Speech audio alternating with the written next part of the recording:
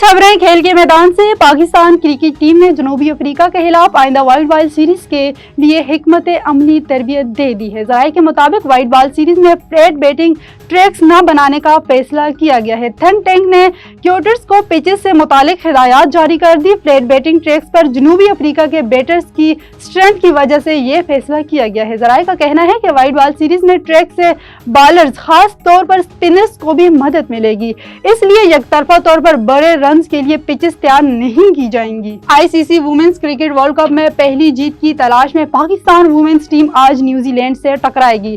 कौमी टीम का कोलंबो में ट्रेनिंग सेशन हुआ। खवातीन खिलाड़ियों ने बैटिंग, बॉलिंग और फील्डिंग की मशकें की।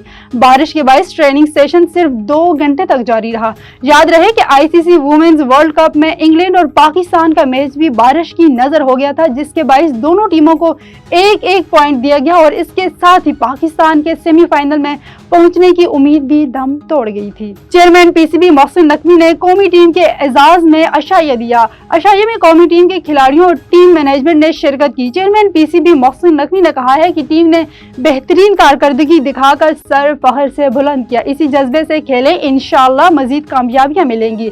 मोहसिन नकवी ने कहा कि उम्मीद है कौमी टीम आइंदा भी मुल्क और कौम का नाम रोशन करती रहेगी। क्रिकेट महज खेल नहीं बल्कि दोस्ती और बाहमी एहतराम का पुल है।